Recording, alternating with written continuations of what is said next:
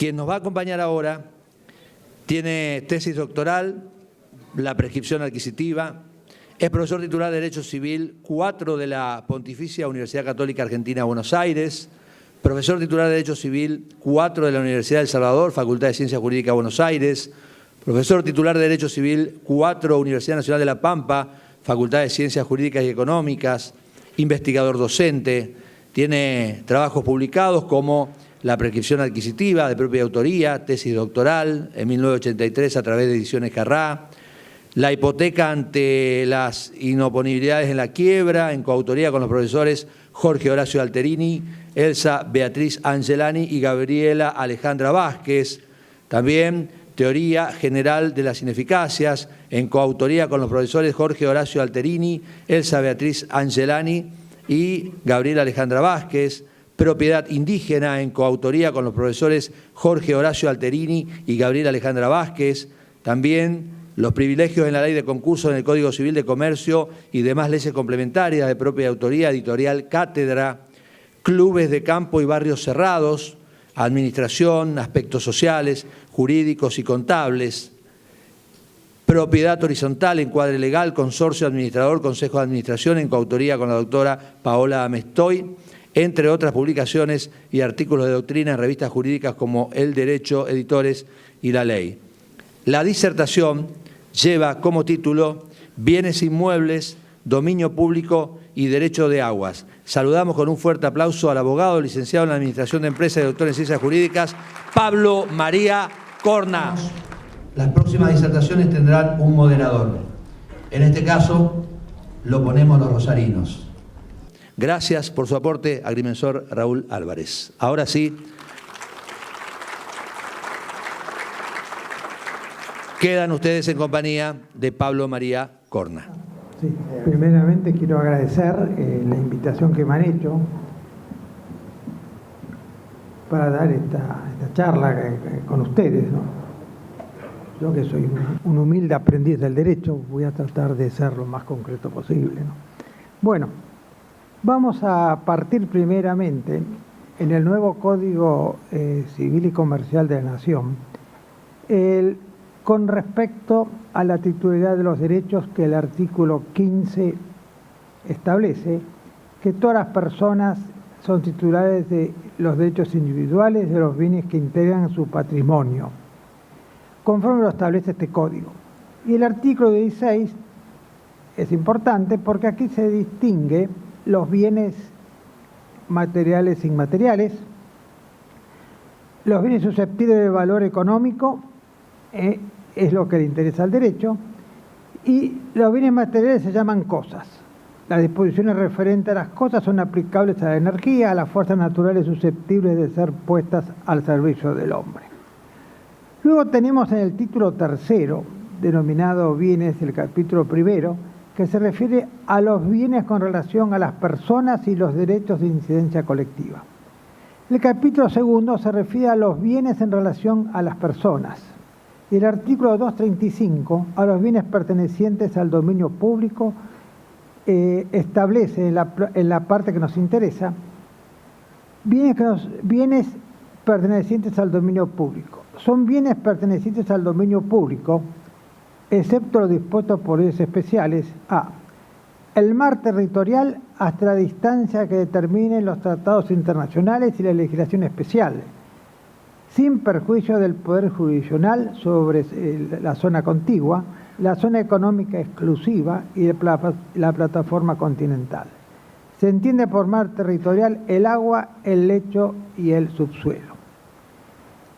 Bueno, esto tiene sus antecedentes en el antiguo artículo 2340 del Código de Vélez, el inciso primero.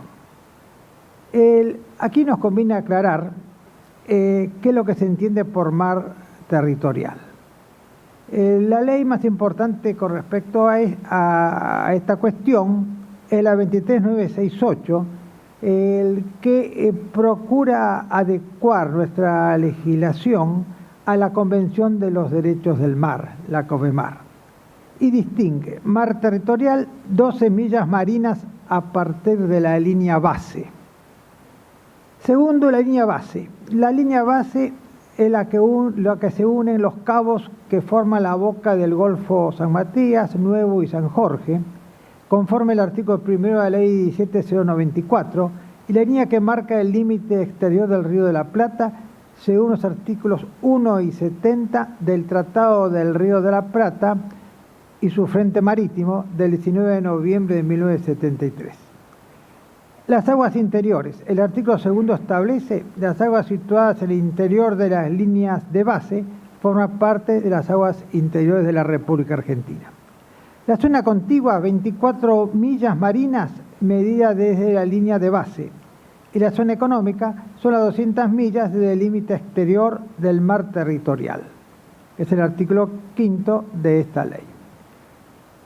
Pasemos entonces al inciso B del artículo 235, que dijimos que son los bienes que corresponden al dominio público, que vamos a analizarlo.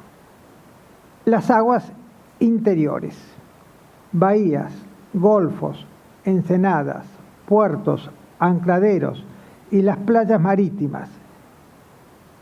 Aquí siguen los principios del Código de Vélez. Las playas pertenecen al dominio público, salvo algunas excepciones. Yo he conocido playas privadas que son propiedades anteriores a la sanción del Código. Necochea, por ejemplo, he conocido playas privadas. También en el partido de Magdalena también hay alguna que otra playa privada. Se entiende por playas marítimas la porción de tierra que las mareas bañan y desocupan durante la más alta y más bajas mareas normales, y su continuación hasta la distancia que corresponda de conformidad con la legislación especial de orden nacional o local aplicable a cada caso. Corresponde a los incisos 2 y 4 del artículo 2340. Pasemos al tema de los ríos.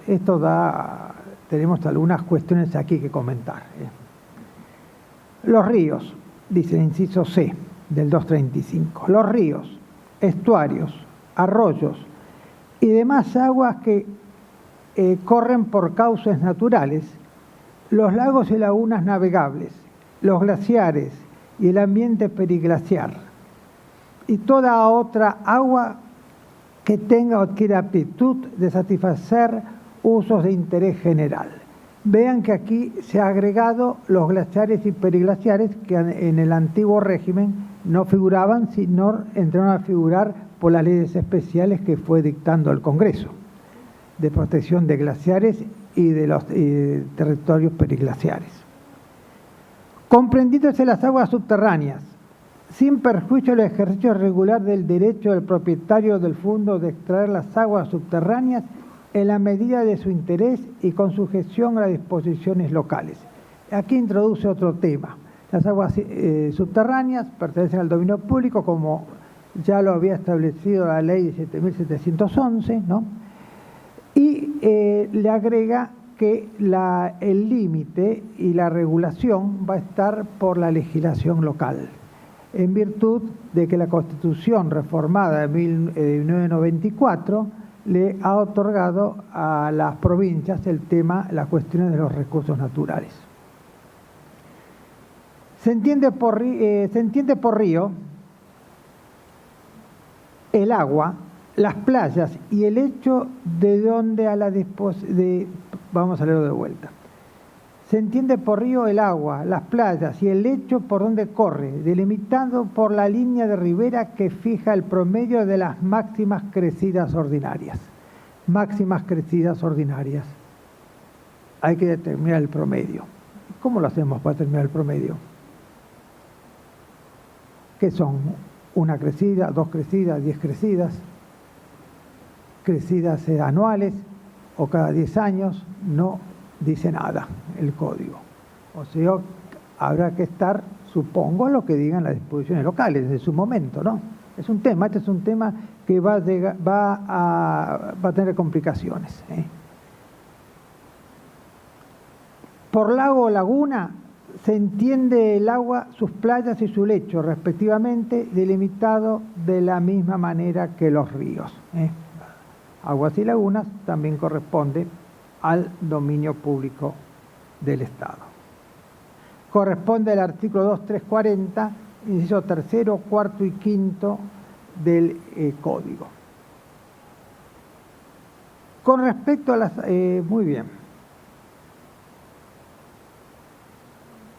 Veamos el inciso D del artículo 235. Las islas formadas o que formen en el mar territorial, la zona económica exclusiva, la plataforma continental y en toda clase de ríos, estuarios, arroyos o en los lagos o lagunas navegables, excepto las que pertenecen a los particulares. Aquí también hay un pequeño cambio. El artículo 2340, inciso sexto, que fue modificado por la ley 7711, decía, cuando ellas, las islas, cuando ellas no pertenezcan a los particulares. Cuando ellas no pertenezcan a los particulares. Yo supongo que esto lo han hecho, o se ha redactado de esta manera, para que las autoridades locales puedan desafectar las islas del dominio público mediante el acto administrativo correspondiente y luego enajenarla a los particulares. Si no, no tiene mucho sentido, ¿no? Era una cuestión de hecho que lo estaban haciendo, ¿no? En muchos casos se desafectaban las iglesias y se enajenaban a los particulares. Bueno, veamos el inciso C. El espacio aéreo subyacente al territorio de las aguas jurisdiccionales de la Nación Argentina, de conformidad con los tratados internacionales y la legislación especial. Bueno, eso es lógico, de acuerdo a los tratados internacionales, todo lo que es el espacio aéreo subyacente le pertenece al titular de la nación o el país al que corresponda. Y el C, las calles, plazas, caminos, canales. Aquí nos interesa la parte canales. Los canales pertenecen al dominio público y los particulares no pueden apropiarse de ellos. Son los canales hechos por el Estado para el desagüe. En la provincia de Buenos Aires tenemos una serie de canales que con eso se intentó hace décadas evitar las inundaciones, cosa que en las grandes inundaciones no ha ocurrido así, sino que la provincia ha sufrido, los campos interiores han sufrido este fenómeno. Los lagos no navegables que carecen de dueño. Este artículo, este inciso, mejor dicho, no existía en el Código de Vélez. Es decir, los lagos navegables que carecen de dueño le pertenecen al dominio público. Bueno, todo inmueble que no tiene dueño le pertenece al dominio al Estado, ¿no? Pues aquí la distinción es que en vez de pertenecer al dominio privado del Estado, le pertenece al dominio público del Estado. Muy bien. Bueno, y luego tenemos que los bienes del Estado, los bienes del dominio público del Estado son inenajenables, imprescriptibles, inalienables. Bueno, pasemos a ver los bienes de los particulares. Es el artículo 238. Los bienes que no son del Estado Nacional, provincial, de la Ciudad de Buenos Aires o municipal, son bienes de los particulares sin distinción de las personas que tengan derechos sobre ellos, salvo aquellas establecidas por leyes especiales. Y el 239 se refiere a las aguas de los particulares, que también vale la pena analizarlo. Las aguas que surgen de los terrenos de los particulares pertenecen a sus dueños, quienes pueden usar libremente de ellas siempre que no formen cauce natural. Si forman cauce natural ya no le pertenece a los dueños, sino le pertenecerá al Estado. Las aguas de los particulares quedan sujetas al control y las restricciones que en interés público establezca la autoridad de aplicación. Nadie puede usar de aguas privadas en perjuicio de terceros ni en mayor medida de su derecho. pertenecen al dominio público si constituyen cursos de agua que por causas naturales. Los particulares no deben alterar esos cursos de agua. El uso por cualquier título de aguas públicas u obras construidas para utilidad o comodidad común no les hace perder el carácter de bienes públicos del Estado, inalienables e imprescriptibles. El hecho de correr los cursos de agua por los terrenos inferiores no da a los dueños de estos derechos algunos. Bueno, ahora analicemos algunos aspectos. Las aguas de los particulares que nacen y mueren dentro de un fondo de un particular le pertenece al particular. Si corre a través de varios fondos, le corresponde al dominio público del Estado. Y aquellos derechos que ha otorgado, sea por concesión o cualquier otro derecho de explotación de aguas como vertientes, nunca podrán pertenecer al dominio de los particulares y será siempre del dominio público del Estado. O sea, por más que quieran alegar que realicen actos posesorios con respecto a las fuentes de agua, no las podrán adquirir. Si corren por terrenos inferiores, las aguas, no le da derecho a los dueños de los terrenos inferiores, no le da ningún derecho alguno sobre dichas aguas. Deberán dejarlas correr y deberán evitar perjudicar a los propietarios inferiores con desviar las aguas, hacer tanques o estanques, ¿no?, para luego volcarlas a los terrenos inferiores. Bueno, después tenemos el artículo 240, que habla de los bienes con relación a los derechos de incidencia colectiva que son importantes. Límites al ejercicio de los derechos individuales sobre los bienes. El ejercicio de los derechos individuales sobre los bienes mencionados en las secciones 1 y 2 debe ser compatible con los derechos de incidencia colectiva. Debe conformarse a las normas del derecho administrativo nacional y local dictadas en interés público y no debe afectar el funcionamiento ni la sustentabilidad de los ecosistemas, de la flora, la fauna y la biodiversidad, el agua, los valores culturales, el paisaje, entre otros, según los criterios previstos en la ley especial. Cualquiera sea la jurisdicción que se ejerzan, los derechos debe respetarse la normativa sobre presupuestos mínimos que resulte aplicable. Bueno, esto es también importante, estos derechos de incidencia colectiva. No debe evitarse en la explotación que se haga de las aguas o en el uso de ellas el perjudicar la flora, la fauna, el medio ambiente, y a eso tiende. En general, los códigos de agua, porque creo que en la provincia de Santa Fe no hay nada, aún no se ha sancionado ningún código de agua, en los códigos de agua, creo que sí, no hay un código de agua acá, no, en los códigos de agua protegen con detalle este tema de la conservación del suelo, de la flora y la fauna. Es importante. Bueno, le delega a las provincias el código el regular estos aspectos. Hay un artículo que desapareció, que era el 241 en su versión original. Derecho fundamental de acceso al agua potable. Todos los habitantes tienen garantizado el acceso al agua potable para fines vitales. Está vinculada a esta norma propuesta en el acceso al agua, es un derecho humano, como lo declaró Naciones Unidas, y se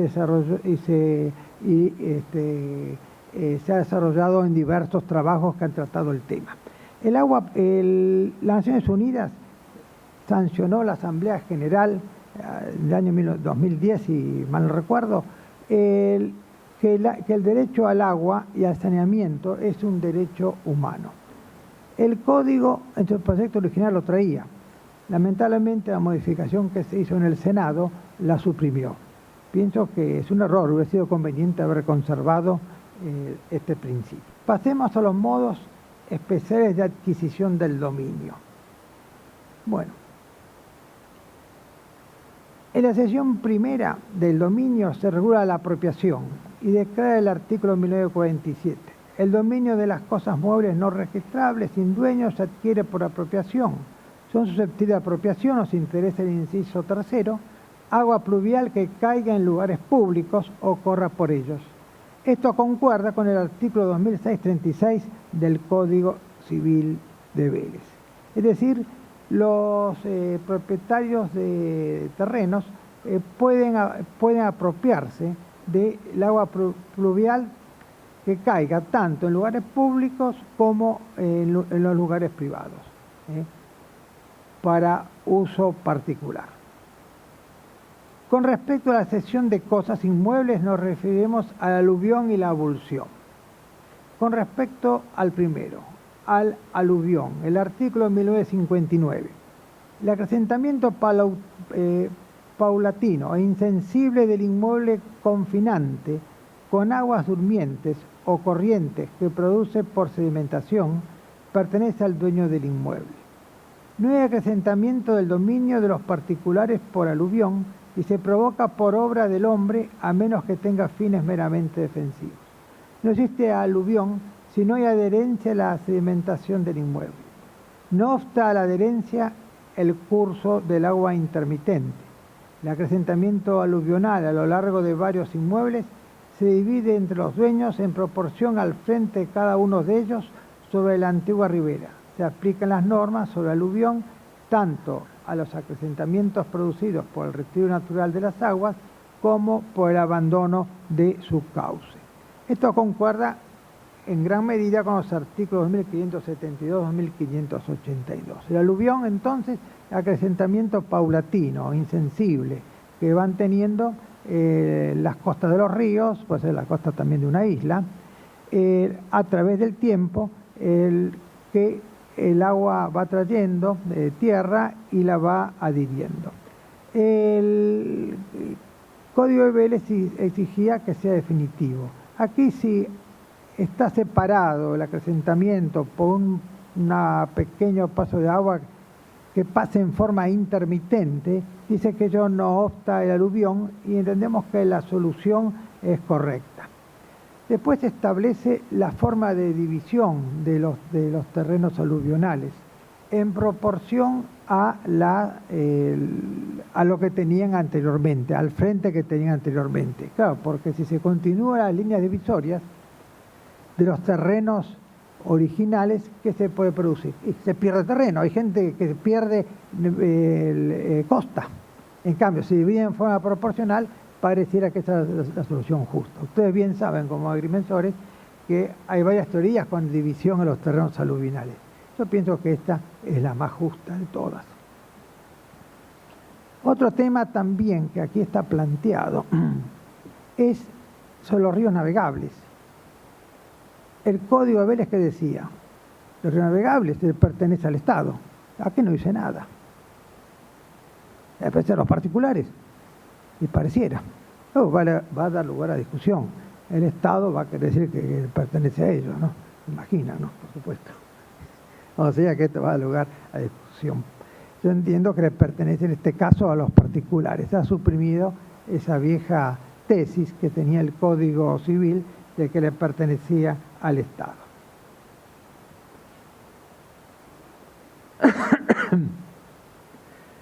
Bueno,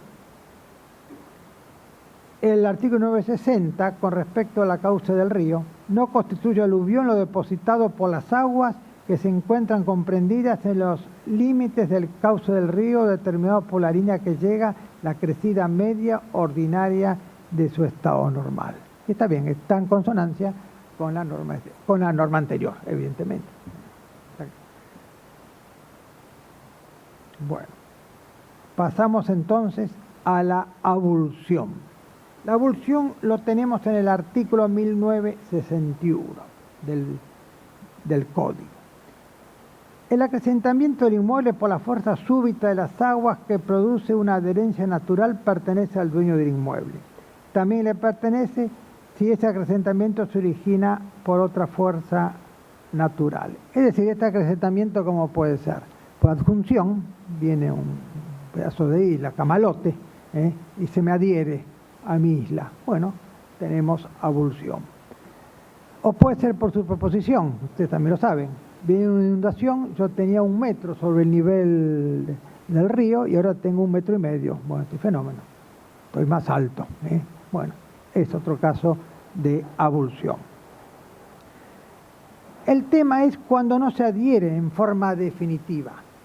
En el Código de Vélez, ¿qué nos decía? Y nos decía que podía llevársela de vuelta río arriba. ¿Y cómo hace? Tiene que ser amigo de Debido para que le mande una draga y le mande río arriba la isla. ¿Cómo hace? Es más difícil.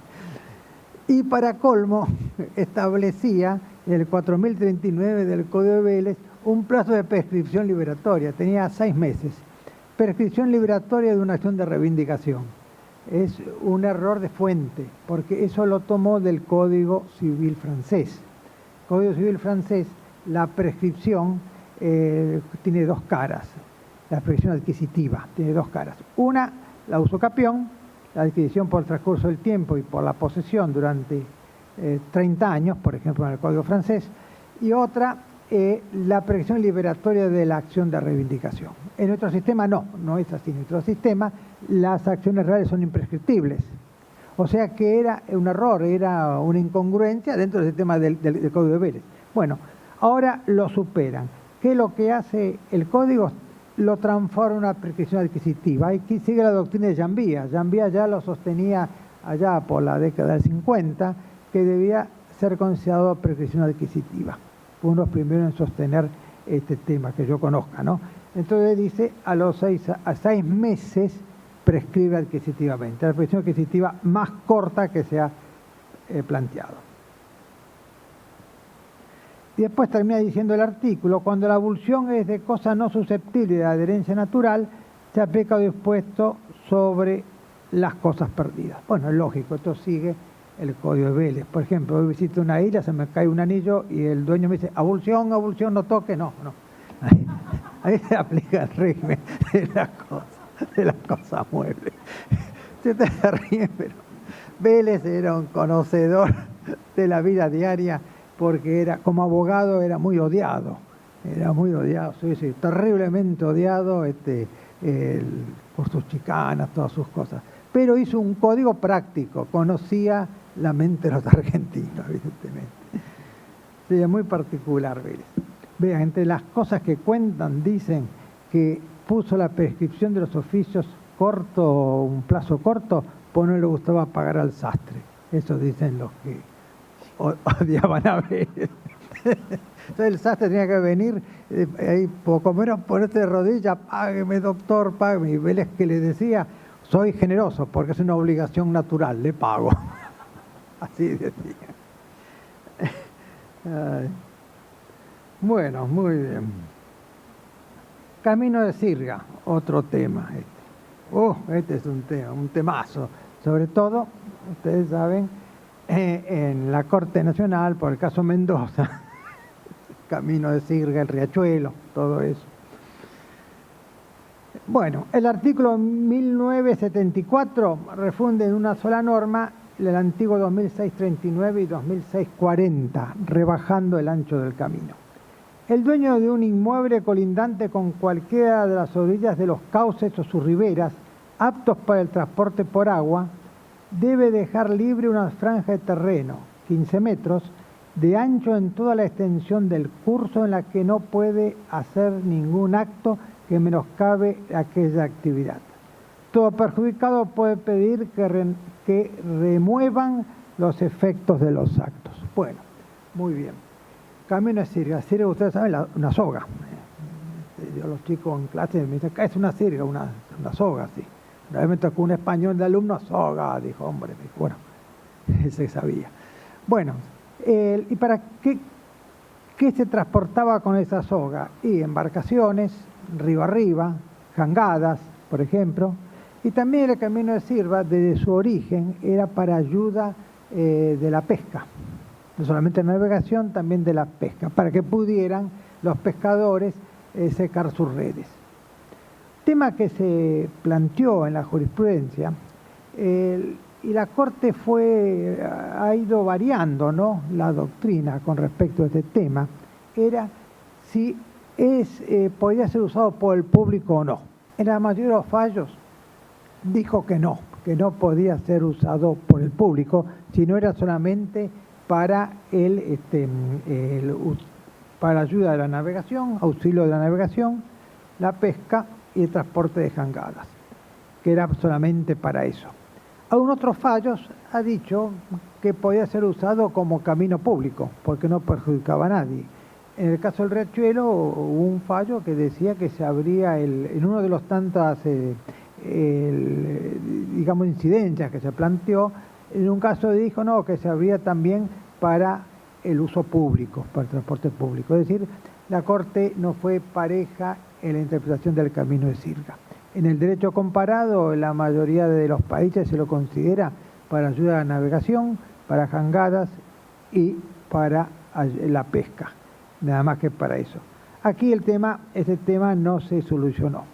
Se rebaja de 15 metros de 35 metros a 15 metros, que eso está muy bien, pues era excesivo. Ustedes piensen, en la época de Vélez, en 1869, la tierra no valía nada, entonces poner 35 metros sobraba, ¿no? Y otro tema que tampoco se resuelve, si para quedar afectado al camino de Sirga es necesario un acto administrativo. Hay administrativistas que dicen que sí, otros que dicen que no. El tema está verdaderamente discutido. Y en cuanto a la naturaleza jurídica del camino de Sirga, la mayoría civilista, casi unánime, entiende que es una restricción al dominio. En cambio, unos autores del derecho administrativo, Marienhof, por ejemplo, o Marienhof, ¿no? Decía Marienhof, se enojaba, decía, mi apellido es ruso, no inglés, decía. Él decía que una servidumbre administrativa que no se indemnizaba. ¿Y por qué no se indemnizaba? Porque era previo al reparto de las tierras en América, como era perteneciente al dominio público de la corona, y la corona le fue adjudicando a los particulares, ya estaba constituida de antes la servidumbre. Entonces es una servidumbre que no se indemniza. Pero la doctrina entiende mayoritariamente es una restricción al dominio y en el código está ubicado como restricción al dominio. Claro, otro tema que no lo dije al principio, no lo dijimos al principio, es quién determina cuando un bien es de dominio público o privado. Tema que los administrativistas también han dicho, ¿no? Como el Código Civil. Yo creo que está bien el Código Civil, porque el Código Civil tiene que poner límite cuando una cosa es dominio público o dominio privado. Tiene una norma que lo establezca. Y el Código Civil es para todo el país. Derecho administrativo es local, ¿no? O sea que creemos que es correcto, ¿no? La postura del Código en delimitar las cosas que son del dominio público y las que son del dominio privado. Obstáculo al curso de las aguas, artículo 1975. Los dueños de inmuebles linderos a un cauce no pueden realizar ninguna obra que altere el curso natural de las aguas o modifique su dirección o velocidad, a menos que sea meramente defensiva. Si alguno de ellos resulta perjudicado por trabajo del ribereño o de un tercero, puede remover el obstáculo, construir obras defensivas o reparar las destruidas, con el fin de restablecer las aguas a su estado anterior. Reclamar del autor el valor de los gastos necesarios y la indemnización de los demás daños. Si el obstáculo se origina por un caso fortuito, el Estado solo debe restablecer las aguas a su estado anterior o pagar el valor de los gastos necesarios para hacerlo. Bueno, la primera parte es clara y se puede resolver en forma práctica. Si alguien realiza actos que perjudique, desvíe las aguas, los damnificados pueden recurrir al juez para que se restablezca al estado anterior. Pero cuando es por obra de la naturaleza, ¿no? O caso fortuito, como dice aquí la norma, y el Estado va a hacer algo, va a pagar. El Estado, el animus pagandi es bajo, ¿no? Tiene animus cobrandi alto y animus pagandi bajo, ¿no? Bueno, sí, y es verdad, sí. Vean, soy jubilado y me cobran impuesto a las ganancias, 5.000 pesos pago. Cada fin de mes protesto, ¿sabe cómo? ¿No? Bueno, pero no me desahogo, ¿no? Bueno, claro, vamos a hacer. Entonces, Esto en la práctica, ¿cómo va a terminar? Los particulares se van a juntar y van a hacer las obras defensivas para que no se disminuyan sus inmuebles. Y otra no le va a quedar en la práctica. Es muy lindo, pero imagínense, lo contienen al Estado y que el Estado haga las obras. Bueno, otro tema, recepción de agua, arena y piedras. El artículo 1976 establece: debe recibirse el agua, la arena, las piedras que desplazan desde otro fondo si no han sido degradadas ni hubo interferencia del hombre en su desplazamiento. Sin embargo, puede derivarse el agua extraída artificialmente, la arena o las piedras que arrastra el agua si se prueba que no causan perjuicios a los inmuebles que la reciban. Bueno, aquí tenemos dos temas: los torrentes de agua que traen piedras y otras cuestiones sólidas ahí que deberían soportar los inmuebles inferiores si es por obra de naturaleza. Si es por obra de los particulares, si no causa perjuicio, lo soportarán, y si no, deberá indemnizarse. Esta es toda una temática, porque si realiza alguna obra que no pueda solucionarse un particular, y se fuese al arrastre de piedras, inunde, etcétera, y tendrá que indemnizarla, ahí no hay ninguna duda. Los artículos del Código de Vélez correspondientes a 2647 y 2649. Bueno, pasemos al tema de las servidumbres, para ir terminando, porque ya me van a echar. Las servidumbres. El Código, como ya se comentó aquí, simplificó mucho el tema de la servidumbre, que era bastante complejo. Lo ha simplificado mucho. Ha suprimido toda la redacción que tenía con respecto a las servidumbres forzosas, estableciendo un principio general, que estaba bien. Las servidumbres forzosas del Código de Vélez eran el tránsito, acueducto, recibir agua de predios ajenos y sacar agua.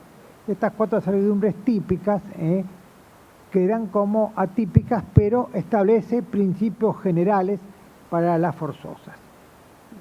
Pienso que está muy bien. Nadie puede imponer la constitución de una servidumbre, excepto que la ley prevea expresamente la necesidad jurídica de hacerlo, caso en el cual se denomina forzosa.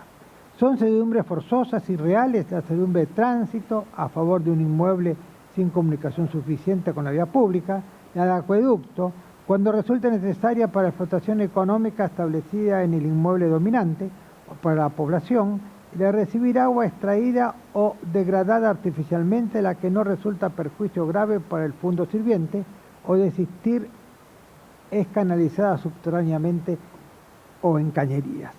Bueno, esto es importante. Aparte, no son las únicas forzosas.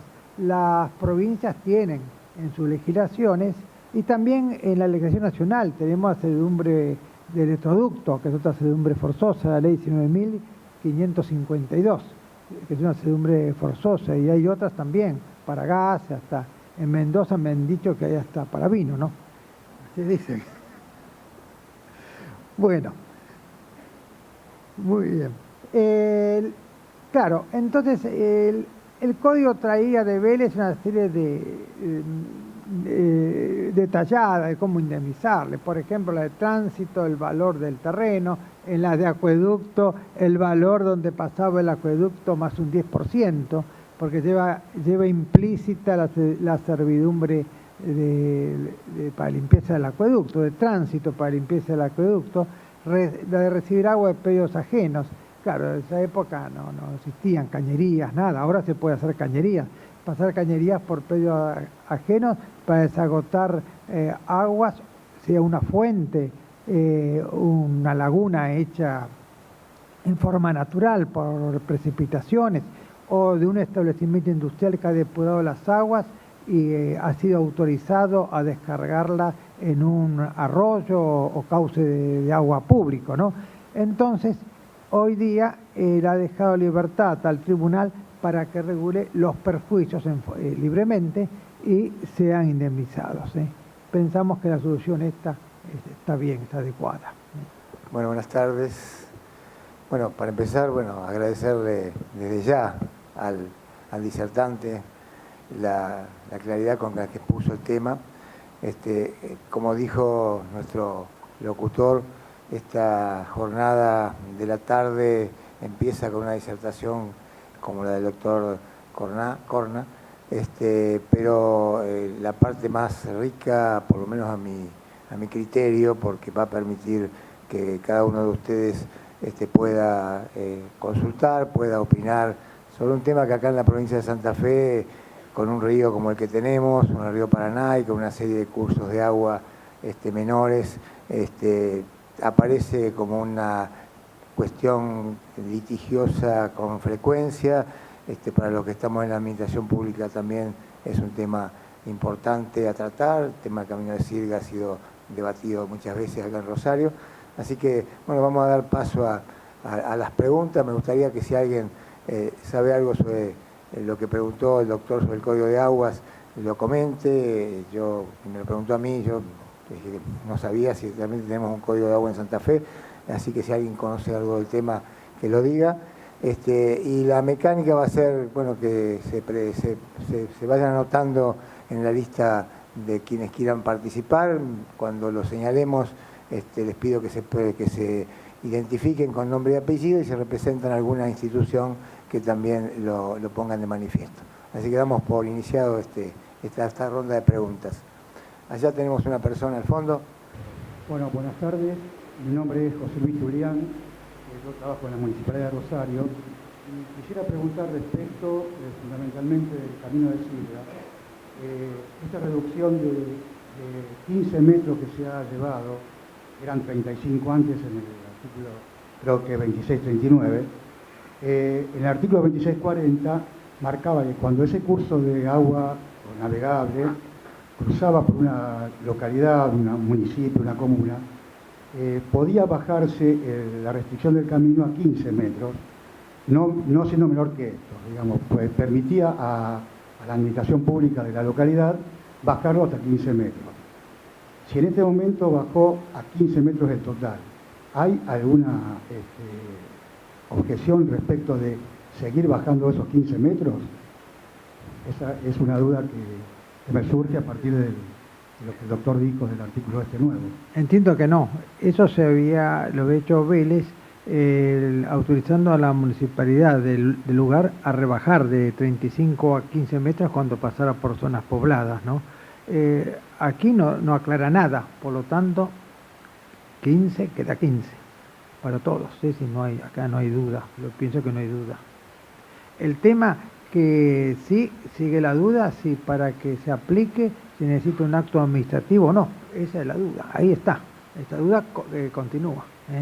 Hola, buenas tardes. José Velaga, profesor de Agrimensura Legal y Catastro, Universidad de Rosario. Más que una pregunta, un comentario con respecto al concepto de línea de ribera en el nuevo código y en el código velezano. En realidad, en el código de Vélez, en el artículo 2577, se hacía una mención indirecta al tema línea de ribera, porque en realidad Vélez Sarsfield no usó nunca el término línea de ribera como tal, pero sí dijo las más altas aguas en su estado normal, como límite entre el dominio público y el privado. Esto fue interpretado prácticamente en forma pacífica por la doctrina y por la jurisprudencia durante el fin del siglo XIX y el principio del siglo XX como las mayores crecidas ordinarias. En Argentina, en los ríos navegables, tomemos el Paraná como ejemplo, como bien dijo el doctor, se determinó las cotas de línea de ribera a mediados del siglo XX. Hay decretos del Poder Ejecutivo de la década del 40, de la década del 50, basados en observaciones hidrológicas que venían desde 1884. Observaciones hidrológicas hechas por el antiguo MOP, el Ministerio de Obras Públicas de la Nación. De manera que ese promedio de las mayores crecidas ordinarias, en realidad, siempre siguió el concepto romano del plenissimum flumen, la teoría del plenissimum flumen, que fue pacífica, salvo aquel famoso fallo de la Corte de Rouen en Francia, que negó la teoría del plenissimum flumen, pero en América siempre se respetó ese principio. De manera que las cotas de línea de ribera que nosotros tenemos determinados en Argentina, en ríos navegables, han sido hechas sobre la base del promedio de las mayores crecidas ordinarias, tomando registros hidrológicos variados. En algunos casos, 50 años, 40, 60, pero, digamos, se han venido aplicando prácticamente en forma pacífica desde mediados del siglo XX. El problema lo generó la reforma del 68, porque en la reforma del 68 aparece un concepto extraño, que es el de crecidas medias ordinarias. Es decir, ya no las mayores crecidas, o sea, el plenísimo plumen, sino una extraña crecida media, o un promedio de crecidas medias, que vino a complicar todo, porque ahí se generó un conflicto con lo que se venía haciendo en los 80, 90 años anteriores. Ahora, el código, si bien con otro término, entiendo yo, a mi juicio, vuelve al concepto del plenísimo plumen, porque en realidad rescata el concepto de las máximas crecidas ordinarias. Crecidas ordinarias son crecidas normales, es decir, siempre se entiende que estuvieron fuera las crecidas extraordinarias, lo que llamaríamos inundaciones, entre comillas, de manera tal de que en realidad para los ríos navegables entiendo que no va a haber conflicto con la nueva norma, porque las cotas ya determinadas, salvo algún caso excepcional que no recuerdo en este momento, fueron determinadas con el promedio de las mayores crecidas ordinarias, y el nuevo código rescata ese concepto y usa el término línea de ribera, que no lo usaba Vélez Arfiel, porque hablaba esa frase rara, las más altas aguas, que bueno, no era exactamente el concepto de línea de ribera. El problema me parece que estuvo, está y sigue estando para los cursos de agua no navegables, donde las determinaciones de línea de ribera han sido muy heterogéneas en el país, han sido hechas con métodos muy dispares, algunos científicos y otros a piacere o a ojo, y ahí sí es donde me parece que ahora la norma vuelve a poner, o el código vuelve a poner orden en el concepto de que todo curso de agua que no tenga una línea de ribera ya determinada y que esa determinación haya sido con la teoría del plenísimo plumen, sí deberá hacerlo con promedio de las máximas crecidas ordinarias. Obviamente que cuando hablamos de un promedio nos estamos refiriendo, los que digamos conocen de estadística y de matemática, saben que obviamente tiene que ser un promedio histórico, es decir, no basta con 1 o 2 años porque no es representativo, más aún en los cursos de agua de llanura, donde sabemos que la variación hídrica, digamos, debe ser medida por lo menos como mínimo, según los hidrólogos, en una década, para llegar a un promedio medianamente razonable. De manera que me José, parece que el te problema, pido que lo resumas un poco para darle lugar al resto. En los cursos de agua no navegables. No en los navegables porque se vuelve al concepto original. Gracias. Sí, entiendo, correcto. Pienso se vuelve al concepto original. Entiendo también que el cambio que hizo la ley 1711 fue debido al doctor ingeniero Espota, ¿no? Aunque el doctor Espota era ingeniero también. Hizo un estudio sobre las aguas, un trabajo muy interesante, ¿no? Son 2 tomos, y él sostenía ese aspecto que luego lo volcó a la reforma. Estoy de acuerdo, yo creo que se vuelve al principio de Vélez. Ahora, en los ríos no navegables, ahí es el problema, hay ninguna duda, ahí es el problema. Habrá que empezar a realizar estudios serios al respecto. Bien señaló que por lo menos 10 años tiene que haber de estudios de las crecidas como mínimo, y no sé si no es poco, porque una década a otra puede cambiar, y sí. Cuanto más amplio es el periodo, mejor es, por supuesto, ¿no? Es correcto, yo pienso lo que dice el agrónomo. Agrimensor. Perdón, ingeniero de agrónomo, les cambié la profesión. Estaba pensando en los agrónomos, no sé por qué. Bueno, aquí tenemos otra pregunta. Luis de agrónomo. Buenas tardes, Agrimensor Jacobi, Olivos, Provincia de Buenos Aires. 2 preguntas cortitas con respecto a la disertación del doctor. Primera, con respecto a la línea de sirga o a la servidumbre de sirga, ¿no sería ya un concepto antiguo en los términos de navegación actual que se mantenga ese tipo de restricción? Esa primera pregunta. Segunda pregunta, cuando el doctor se refirió a aguas interiores a un fundo, se refirió a aguas que no traspasaban el límite de esa propiedad. La pregunta es la siguiente. Supongamos una propiedad lindera a la costa, a playas, y que las aguas de ese fundo desaguan sobre esa playa, ¿entrarían dentro del concepto de aguas interiores de un fundo? Muchas gracias. Hay mucho para hablar ahí. Bueno, empecemos por la primera parte. ¿La primera parte cómo era? Ya me quedé con la segunda. Si debe mantenerse el concepto del camino de Sirga o es retrógrado. Sí, camino de Sirga, sí. El concepto del camino de Sirga es una tradición que viene del derecho romano, que se usaban bueyes o esclavos, lo más barato para el momento, ¿no? Para llevar las embarcaciones arriba.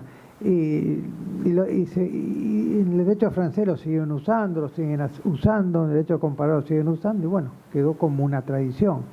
Ahora, hoy día hay quienes impugnan la existencia del camino de Sirga, porque dicen es necesario con los adelantos de la navegación que hay, que se puede recurrir la ayuda en forma acuática, ¿no?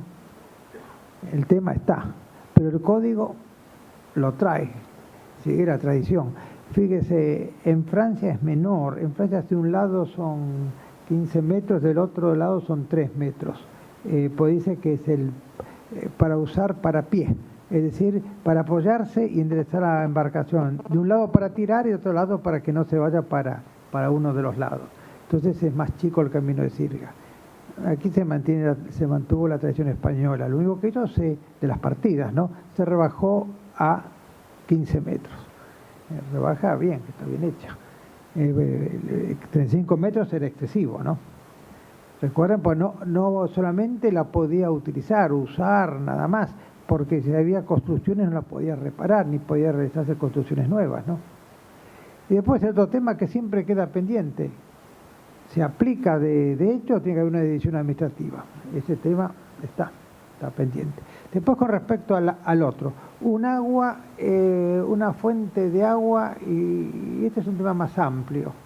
Me tocó un trabajo bastante interesante, que era en el partido de Pinamar, si mal no recuerdo, o de la costa, uno de los dos era.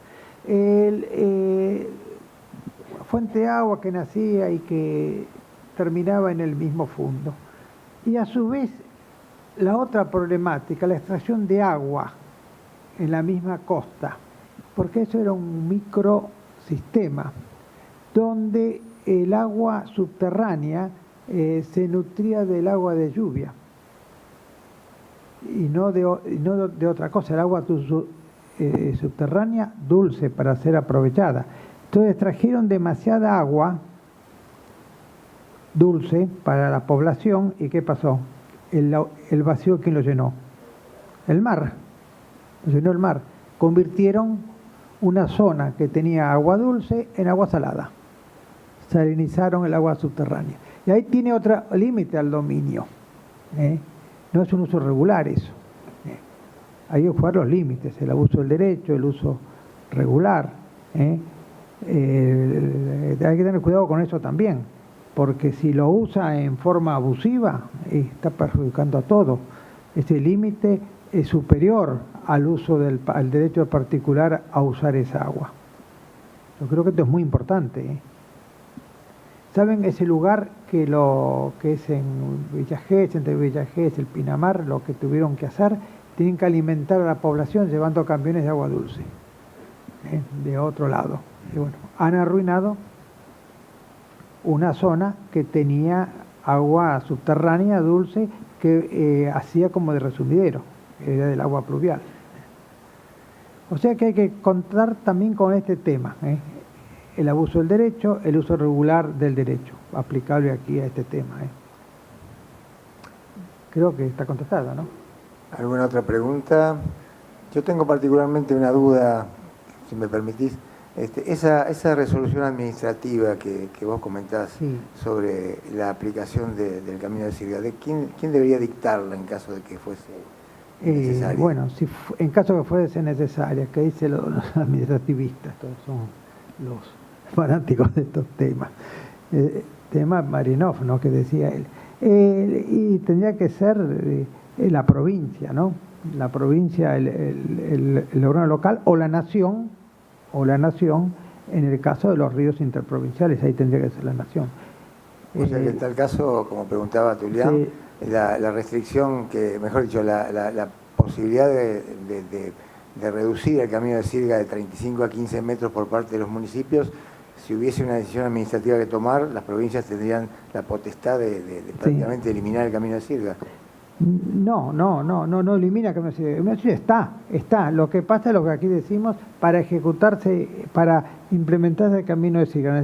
La pregunta que hacía Mariano fue, ¿necesita un acto administrativo? Este es el tema, la discusión.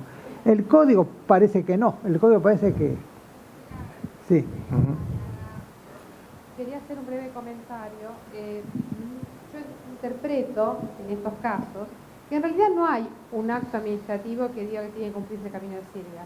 Es lo mismo cuando tenemos emisiones inmateriales, no hay un acto administrativo que diga que no tiene que hacer ruido ni olores, qué sé yo. Acá hay una restricción que tiene que cumplirse. Cuando no se cumple, el Estado nacional o el gobierno provincial la hará cumplir frente a determinados hechos. La realidad indica que en muchos casos no se cumple, pero debería cumplirse y podría exigir el cumplimiento. O sea, es al revés, no es que hay un acto de afectación, porque sigue perteneciendo al particular ribereño. Lo que pasa es que en esa porción de terreno no puede utilizarla para construir o para hacer otro tipo de... Eso pasó mucho con las guarderías náuticas en el Tigre, en el delta del Tigre. O sea que invadían alegremente toda la parte de la ribera. Entonces hubo en algunos momentos históricos pedidos de la Municipalidad de Tigre y demás para que la sacaran, porque estaban invadiendo el camino de sirga. Y eso pasó también en el Riachuelo, o sea que teníamos invasión y hubo justamente en el caso Mendoza, con reubicación de asentamientos que había, que se les dijo claramente, ahí no pueden estar, porque son inundables y es el camino de sirga. Gracias, doctora. Quiero aclarar que sí, que es así.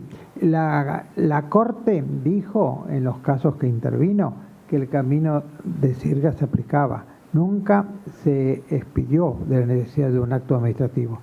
Lo sostuvieron algunos administrativistas como Marianov. Ellos sí, pero no.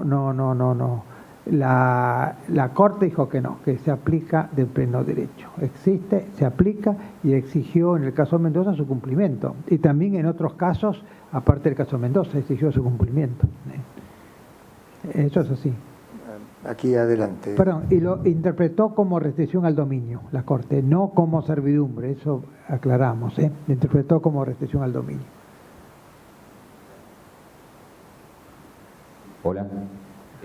Gustavo García, director de Catastro de la provincia de Córdoba. Quería hacer una consulta. Se habló de los promedios de las crecientes medias y se habla de periodos largos de tiempo. Lamentablemente yo creo que hay que buscar otras metodologías. Hoy en día lo que pasó en mi provincia hace muy poco tiempo tiene que ver de cómo se afectó la cuenca hídrica, ya no tiene la misma capacidad de absorción.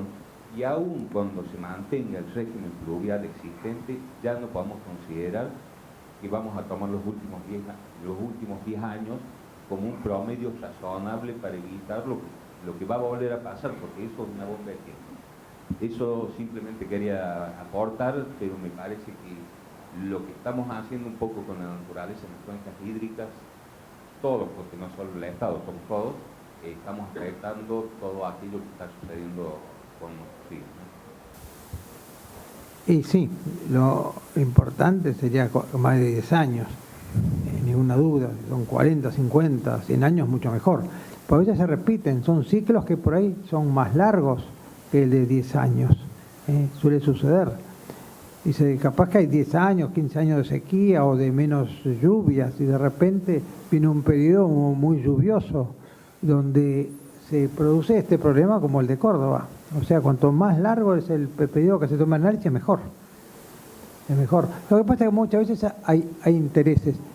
En el Gran Buenos Aires se ha construido sobre lechos de arroyo, pues se consideraba que se había secado.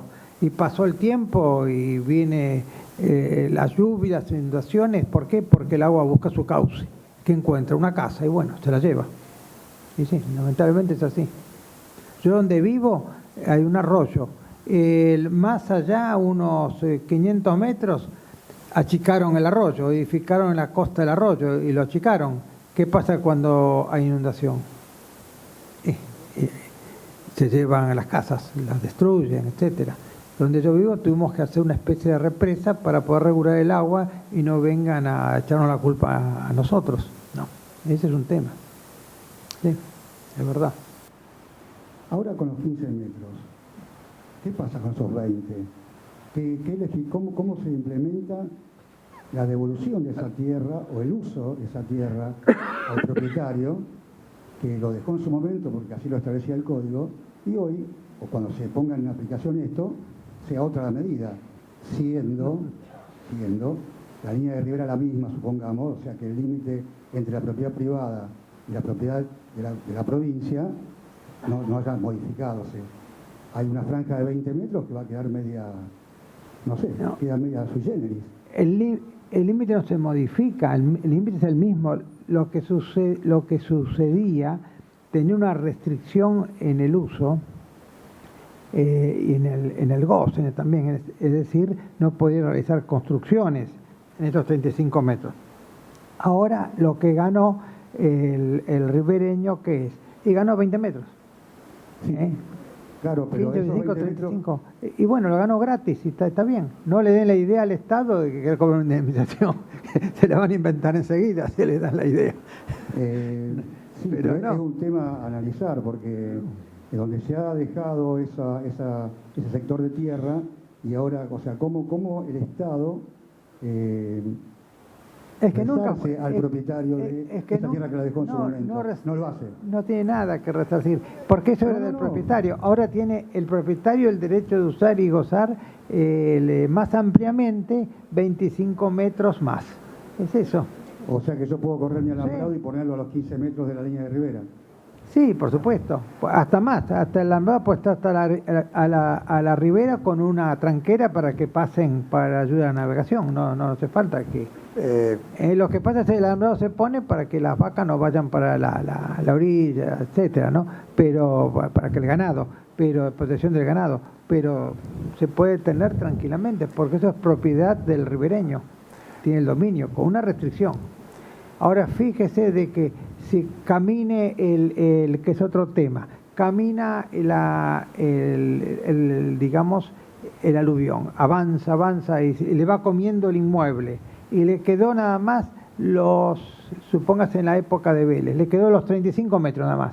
Y bueno, no lo puede usar. Ahí sí, ahí lo que tiene que hacer es una expropiación inversa, porque se volvió el inmueble inutilizable, que es otra cosa, ¿Comprende? O sea, la propiedad la tiene. Sí, yo te aclaro, Pepe, yo vengo en parte del urbanismo. No sería raro que algunos municipios transformen esos 20 metros en servidumbre de jardín, para justamente evitar la construcción desde el punto de vista de la planificación urbana de la ciudad, pero ese es otro tema, ¿no? Si lo vemos como servidumbre, sea o no sea servidumbre, pero el efecto urbanístico es el mismo. Es como si en una calle que tenía servidumbre de jardín, un día la servidumbre se levanta, o sea, el propietario retoma su dominio pleno sobre ese espacio y lo utilizará como pueda. Si construye servidumbre tiene que indemnizar, tiene que pagar. No, pero el servidumbre de jardín acá es una restricción edilicia, realmente no es una servidumbre de las del código. Bueno. Se le dice servidumbre de jardín, pero en realidad es una restricción a la edificación, ¿no? Sí, teníamos alguna otra pregunta, hay varias. María Inés Capón, al fondo, después.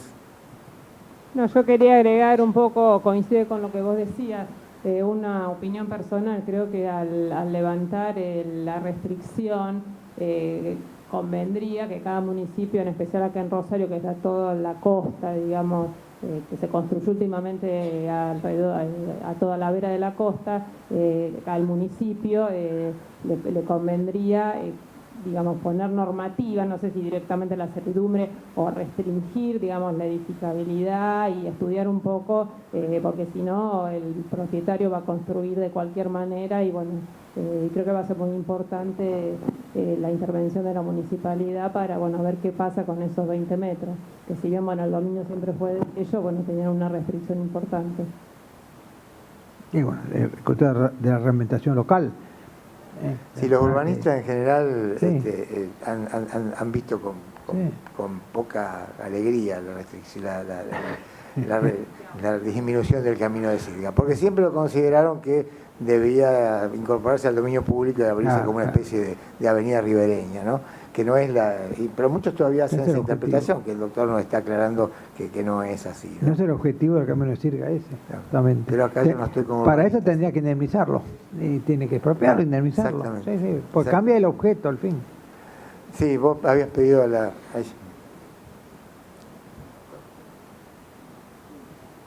Sí, te escucho. Sí, Walter Romero, agrimensor de la provincia de Entre Ríos. Básicamente quería hacerle una consulta por los cursos de agua, cuando atraviesan inmuebles, y lo traslado a esto sería a los inmuebles rurales. En la provincia nosotros tenemos muchos cursos de agua que no son tan importantes cuando no llueve y cuando sí sirven como una línea de escurrimiento cuando hay precipitaciones. Entonces, estos cursos de agua que normalmente se los llama cañada, que los pasa caminando, tienen 1 metro, si pertenecerían a esto, a lo que estamos hablando, que es un dominio público del Estado. Si el curso de agua solamente estamos hablando de la parte superficial o el lecho también es. Y tendría que ser de dominio público del Estado, porque si eso se tapa, se va a producir inundaciones, evidentemente, va a causar perjuicio. Claro, lo que por ahí generaría que hay parcelas, muchas parcelas rurales, otras que están atravesadas completamente, entonces no habría una continuidad en esa parcela, porque tenés hasta que llegás al curso de agua, dominio privado, hoy transforma una franjita de dominio público y cruzando eso, de nuevo el dominio privado. Tendría que haber 2 parcelas, no hay una continuidad espacial. Pero ese curso de agua atraviesa varias parcelas de distintos propietarios, ¿o no? Kilómetros. Sí. Nuestra provincia, Entonces, con sí. la topografía que tiene, sin duda que es así. Sí, tiene que ser así. O sea, si atraviesa varias propiedades claro. que son de distinto dominio, es propiedad pública, ¿no? Claro, el tema sería distinto si fuera interno de la parcela, pero en ese caso se supone que no sería la vía de escape de las aguas de inundación, ¿no? No, pues si tapa el de abajo, inunda lo de arriba. El agua tiene que circular, ir al cauce general, que es el Paraná o el Uruguay, según la costa.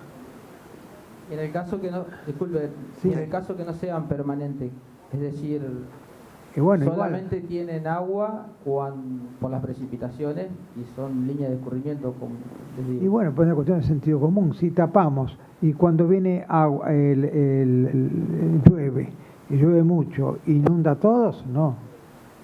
Tiene que ser del dominio público. Aunque sea intermitente. Pues es decir, que solamente se utilice cuando llueve. Imagínense en la provincia de Mendoza o en San Juan, en las cordilleranas, donde bajan que cuando esos ríos funcionan cuando hay deshielo. Si lo tapamos, es un desastre. Bueno, creo que Córdoba es lo que está planteando, creo que es lo que vos comentabas de Córdoba, ¿no? O sea, los que conocemos la provincia de Córdoba sabemos que hay lugares donde el río prácticamente no existe hasta que viene la inundación y realmente ahí aparece. Y viene en segundo la inundación, baja rapidísimo. Acercarle el micrófono, por favor, que es muy interesante. Hay algunos casos donde la cantidad de cursos, pequeños cursos de agua, que son intermitentes, que solo funcionan en épocas de lluvia, no existiría propiedad privada en algunos lugares. Y creo que es el caso que está planteando el muchacho de acá de Entre Ríos. Es decir, hay tantas vertientes que se forman en la época de lluvia, en el pedemonte, que casi desaparece la propiedad privada si empezamos a determinar líneas de ribera. Para colmo, en Córdoba tiene una legislación hidráulica que dice que 12 metros a cada lado del eje. Se queda sin propiedad privada, es decir, hay un conflicto muy grande, más allá de que uno reconozca el valor del agua, el valor de dejarla pasar, la obligación que no va a hacer obras que vayan en contra, pero la propiedad privada en algunos sectores de las sierras de Córdoba quedaría directamente, no existiría, porque si vamos a considerar que cualquier cauce, cualquier cañadita, cualquier lugar por donde escurra agua es dominio público, eso es un conflicto. No me siento en condiciones de definir si es así, pero sí, si cualquier cauce de agua, que es exclusivamente cuando llueve, y que a lo mejor dura 2 días con agua, ¿va a ser dominio público? Estamos complicados. ¿Y el tema cuál es la solución entonces? Es un tema. Claro. No, yo lo que le planteaba, digamos, con respecto a la provincia de Entre Ríos, hoy tenemos nosotros parcelas conformadas que si tendríamos que dejar el dominio público, tendríamos que, dentro de esa misma parcela, conformar 5, 6, 7 subparcelas, porque no tienen continuidad. O sea, es un poco lo que dice el director de Catastro de Córdoba. O sea, si bien se entiende el uso público al dejarla correr, al no frenar el agua, me parece que lo otro va un poco más allá, bastante más allá. Sí, yo creo que debe ser una de las cuestiones conflictivas que tiene el código y la legislación, respecto a determinadas áreas del país, ¿no? Como Córdoba. Pasa que la legislación a veces se hace en laboratorios, ¿no? En una mesa, bueno, y la práctica es otra, uno va a recorrer las provincias diferentes. Hola. Sí, tenemos una pregunta ya, después. Este código ha delegado bastante en las provincias, eso está muy bien. A ver. Sí. No, porque yo creo interpretar... Presentate, por favor. Sí, soy Dobaleta Rodolfo, de Agrimensor de Rosario. Y quiero entender lo que plantea Walter en cuanto, o sea, el colega de Córdoba, en cuanto a los cursos de aguas transitorias que se forman en los campos. Creo que se está confundiendo la continuidad del dominio privado, donde el lecho es continuo con el resto de la tierra firme, y lo que es de dominio público transitorio es el agua, lo fluido. Por lo tanto, el propietario, siguiendo lo que dijo el doctor dejándonos llevar por el sentido común, el propietario del estado del terreno no puede disponer libremente del agua, porque eso es de dominio público, hasta que termine de escurrir, obviamente. Si son lechos de agua transitoria, se seca el arroyo, vuelve a tener el campo. Porque si no, se estarían continuamente formando espacios de dominio público, dominio privado, entraríamos que es un estado anárquico. No habría un plano que lo defina nunca. Tendría que quedar registrado en una forma continua el dominio privado, y como lo dice, bueno, el agua pública que corre, el propietario no puede disponer, porque es de propiedad privada, es pública, hasta que termine de escurrir. Después volvería a ser. Claro. Si no, estaríamos modificando los planos de mensura continuamente. Sí, eso es verdad, lamentablemente es así, es verdad, pero esa no es una mala solución, ¿no? Que el agua sea pública y que el propietario pueda aprovechar lo que necesite, porque el código le autoriza aprovechar lo que necesite, y el resto dejarla escurrir. Yo creo que hay que tratar de buscar soluciones prácticas a estos casos, porque la teoría está hecha para otro tipo de terrenos, digamos así. No está pensado, piensen ustedes, los que hicieron esto son hombres de llanura. La verdad es esa. No pensaron hombres de llanura, no pensaron hombres de montaña. Y sí. Hay que reconocer la verdad. Hay provincias que tienen sus particularidades y tienen razón lo que dicen, es indiscutible. Que lo van a desposeer al pobre tipo que tiene ahí una parcela de terreno que se inunda una vez cada 2 años, no, tampoco tiene sentido. Sí, te escucho. Sí, Martín Urcade, agrimensor, profesor de Información Rural de la UBA, de agrimensura. Es fantástico lo que acaban de contestar recién, porque es del más gran sentido común, es el menos común de los sentidos. Claro, es así, tiene razón. Y hay una cosa que yo quería, me vino muy bien esto para incorporar algo más, que es los usos y costumbres y cómo es la gente. Estamos hablando de los predios rústicos, le llaman a veces predios rurales. Los usos y costumbres, a ninguna persona normal de campo se le ocurriría hacer ningún tipo de cosa extraña con su curso. Es decir, es más que dejar que el agua corra como ha corrido siempre y no interferir de ninguna manera. Es decir, eso ha sido así y eso le ha permitido llegar hasta nuestros días, y es un hombre que está pensando en sus nietos. Es decir, por eso es que no hay problemas con este tipo de cosas.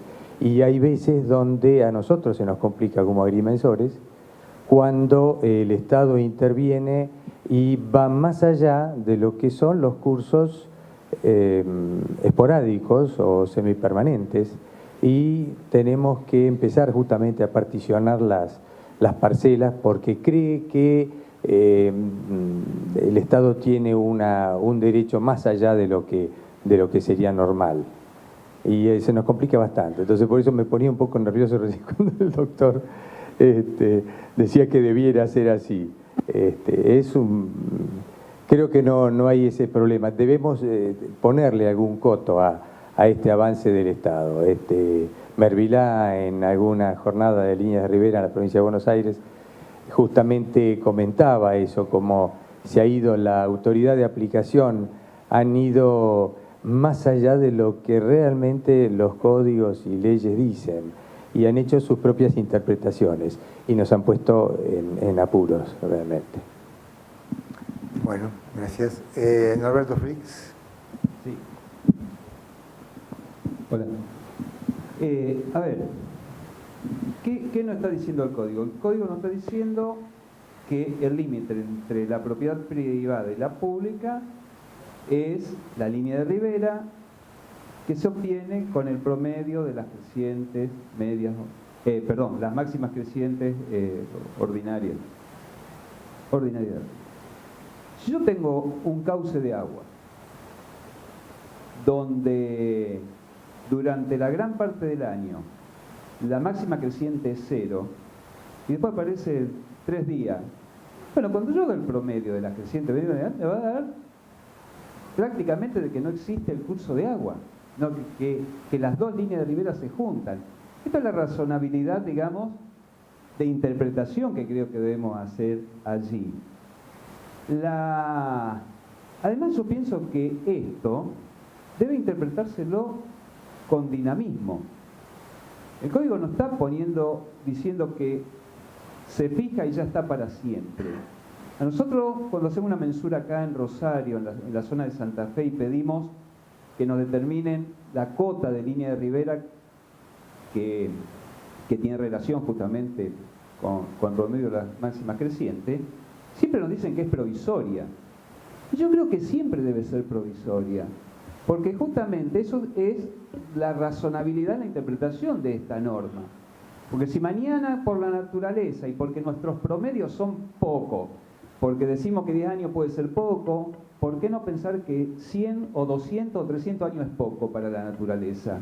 Y mañana lo que hoy es el río Paraná, mañana es el doble, porque naturalmente pasaba así cada 10.000 años, cada 30.000 años, no sé. Entonces, ¿cómo no va a cambiar eso? Entonces, estamos hablando de un concepto, a mi criterio, dinámico, que lo debe fijar la autoridad administrativa. No me cabe duda que la autoridad administrativa cordobesa es la que debe fijar, con este criterio de razonabilidad, cuáles son los cauces que los van a considerar como para medirse, si quiero, o sea, que merecen medirse. Los demás no, los demás tendrán restricciones que no hace falta, coincido, al contrario, porque lo que hacen los chacareros es hacer canales, más que poner obstáculos, y eso perjudica de otra manera a aguas abajo. Entonces digo, veámoslo esto con dinamismo, con reglamentaciones administrativas lógicas, y pensando, reitero, me parece a mí, que no puede ser fija la línea de ribera.